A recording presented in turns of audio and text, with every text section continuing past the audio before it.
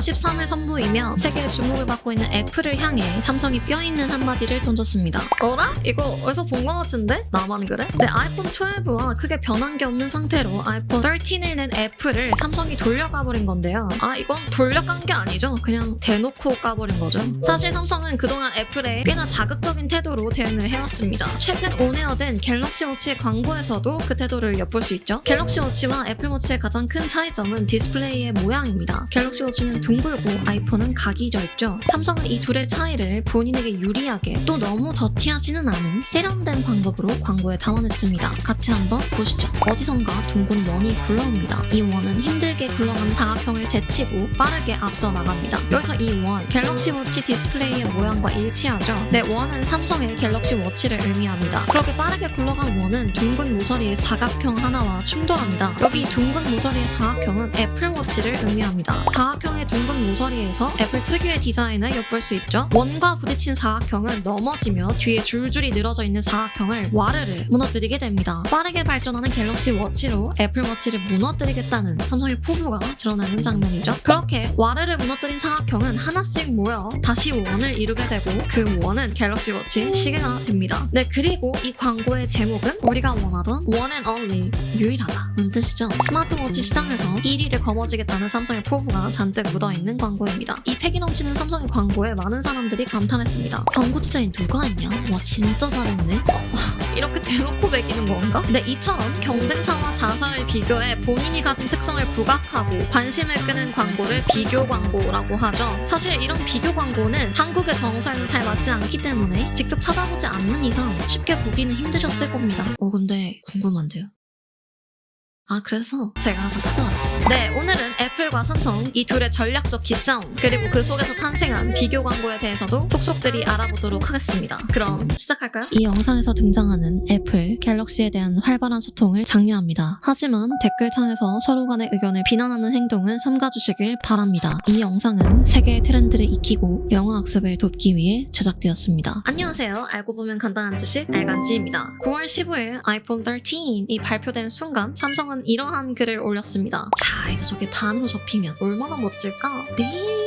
최근 Z 플립을 내며 폭발적인 성과를 낸 삼성이 애플에게 그게 다야? 접히지도 않네? 하며 신경을 살살 긁은 거죠. 이에 사람들은 와, 삼성 팩이 무엇? 하며 놀랐지만 삼성은 여기서 멈추지 않고 다른 글을 하나 더 올립니다. 2021년에도 노치라는 게 있다니. 갤럭시 폴드 3. 아이폰에는 노치라는 존재가 있습니다. 이 위에 있는 요 네모 박스가 노치죠. 많은 사람들이 노치를 보고 저게 뭐냐, M자 닮으냐? 등등 굉장히 격한 부정적인 반응을 표출해왔습니다. 그래서 아이폰 13에서 노치가 사라진다는 소문이 돌자 큰 기대를 품는 사람들이 아주 많았죠. 하지만 며칠 전 공개된 아이폰 13에서도 노치는 여전히 건재했습니다.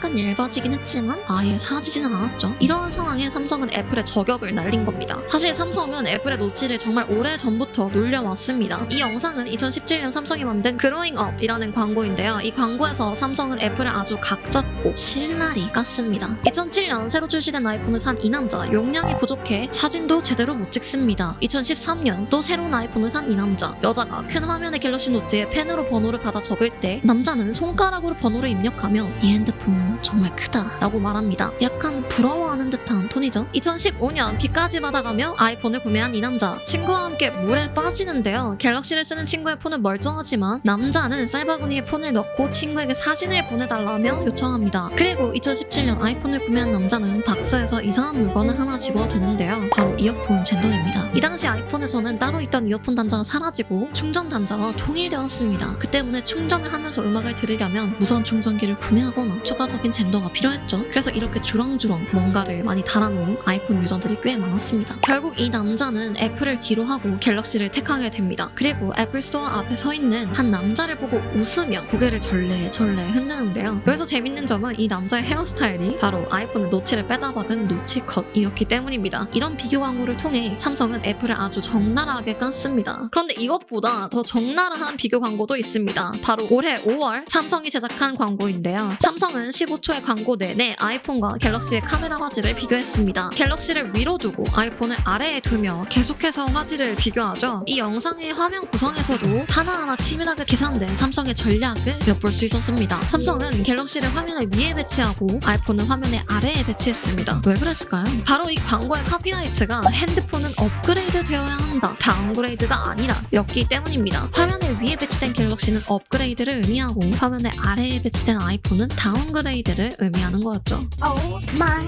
갓! 이러한 비교 광고에 과연 애플은 어떻게 반응했을까요?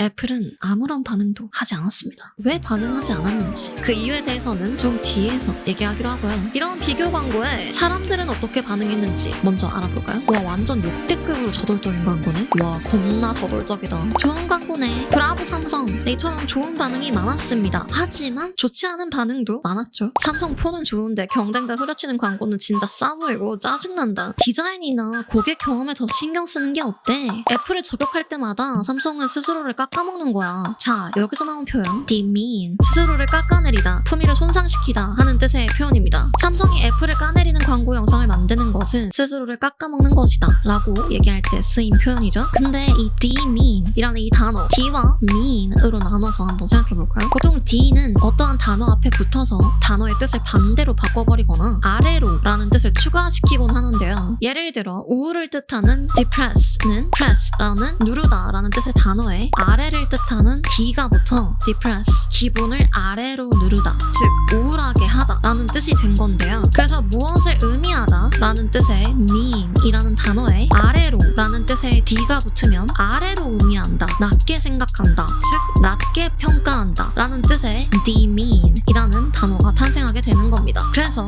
누군가 계속해서 스스로를 손상시키는 말이나 행동을 한다면 don't demean yourself, 너의 품위를 저하시키는 그런 행동은 하지 마 라고 말할 수 있습니다. 그나저나 과연 삼성이 이처럼 부정적인 반응을 예상하지 못하고 비교 광고를 행한 걸까요? 아니요, 아마 충분히 예상했을 겁니다. 광고홍보원 문재학 교수가 2012년 발표한 비교 광고의 메시지 유형에 따른 광고 효과 분석 논문에 의하면 비교 광고는 소비자들의 메시지에 대한 반박 주장을 야기할 수 있기 때문에 신뢰성이 떨어질 수밖에 없으며 광고 실무자들이 비교 광고를 선호하지 않는 결과를 초래했다고 말했습니다. 즉 부정적인 감정을 불러일으켜 반박을 당할 수 있기 때문에 조심해야 된다는 내용의 논문인데요. 실제로 삼성은 애플과의 비교 광고로 인한 역공격도 많이 당했습니다. 삼성 장난치냐? 애플이 충전기 안 준다고 입 털더니 너네도 6개월 뒤에 없었잖아. 다시는 삼성 안 쓴다. 애플이 충전기 안 넣어준다고 놀리더니 지들도 빼버린 그 사실을 잊지 말자고. 안 쪽팔리냐 진짜? 그럼에도 삼성은 계속해서 애플을 공격하는 비교 광고 전략을 이용하고 있는데요.